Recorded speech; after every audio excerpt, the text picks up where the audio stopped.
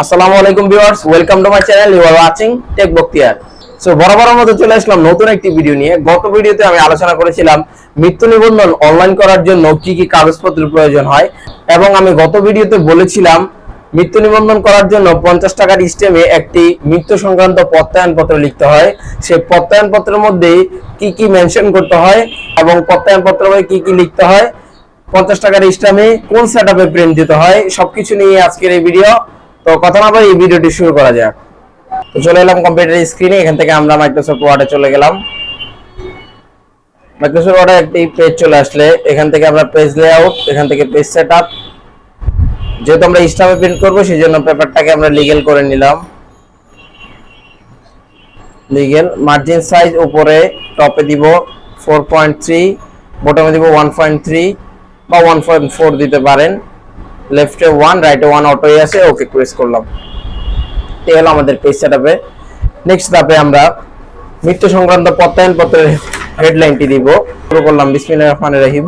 মৃত্যু সংক্রান্ত প্রত্যয়নপত্র, এটা হবে আমাদের হেডলাইন। এবার আমরা হেডলাইনটিকে সেন্টার করে দিলাম, সেভ করে নিব। এখানে আপনার যে নাম ইচ্ছা সেই নাম দিয়ে সেভ করে দিবেন। এবার আসি, এখানে মৃত ব্যক্তির হয়ে যে আবেদন করবে তার নাম লিখতে হবে লিয়াকত আলী মোল্লা। আবেদনকারীর পিতার নাম আমির শেখ। আবেদনকারীর মাতার নাম রোকেয়া আক্তার। তারপরে যে আবেদন করবে তার এনআইডি থেকে তার জাতীয় পরিচয়পত্র নাম্বারটি লিখে দিতে হবে। পরিচয়পত্র নাম্বার 6850255251। আবেদনকারীর ঠিকানা লিখে দিতে হবে। Holding number 236/A। এই মর্মে প্রত্যয়ন করতেছি যে আমার মাতা, যদি আপনার মাতা হয় মাতা, পিতা হলে পিতা, ভাই হলে ভাই। আপনি মৃত ব্যক্তির সম্পর্কে যেটা হন সেটা লিখে দিবেন। মাতা মৃত রোকেয়া আক্তার এর মৃত্যু সনদ প্রাপ্তির জন্য আবেদনপত্রের সাথে সংযুক্ত কাগজপত্রাদি ও মৃত্যু বৃত্তান্ত সঠিক আছে। এ বিষয়ে কোনো প্রকার আইনি জটিলতা দেখা দিলে মৃত্যু সনদ ইস্যুকৃত কর্তৃপক্ষ দায়ী থাকবে না।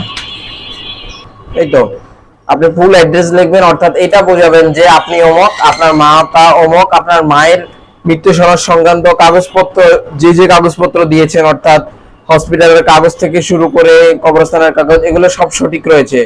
আপনি যদি এগুলো কোনোটা ফেক ডকুমেন্ট ব্যবহার করে থাকেন সেক্ষেত্রে ভবিষ্যতে যদি প্রবলেম হয় সেক্ষেত্রে কমিশনার কিংবা সিটি কর্পোরেশন দায়ী থাকবে না। আপনি এই বিষয়ে প্রত্যয়ন দিলেন।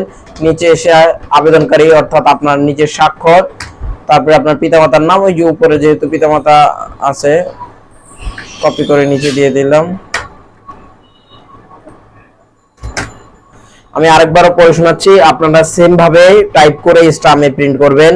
মৃত্যু সংক্রান্ত প্রত্যয়নপত্র নামে একটি হেডলাইন দিবেন। লিয়াকত আলী মোল্লা, অর্থাৎ যে আবেদন করবে সে, তার পিতার নাম পিতা অমুক, মাতা অমুক, জাতীয় পরিচয় নাম্বার অমুক, ঠিকানা অমুক, হোল্ডিং নাম্বার অমুক, কোড নাম্বার অমুক, তিলপাড়া খিলগাঁও ঢাকা দক্ষিণ সিটি কর্পোরেশন। এই মর্মে প্রত্যয়ন করতেছি যে আমার মাতা। আপনার ক্ষেত্রে যদি আপনার ভাই হয় বোন হয় আপনি লিখতে পারেন আমার বোন, আমার ভাই বা আমার পিতা মৃত অমুক এর মৃত্যু সনদ প্রাপ্তির সাথে আবেদনপত্রের সাথে সংযুক্ত কাগজপত্র ও মৃত্যু বৃত্তান্ত সঠিক রয়েছে। এই বিষয়ে কোনো আইনি জটিলতা দেখা দিলে মৃত্যু সনদ কর্তৃপক্ষ দায়ী থাকবে না। স্বাক্ষর অমুক, আবেদনকারীর পিতার নাম, আবেদনকারীর মোবাইল নাম্বার। That's it.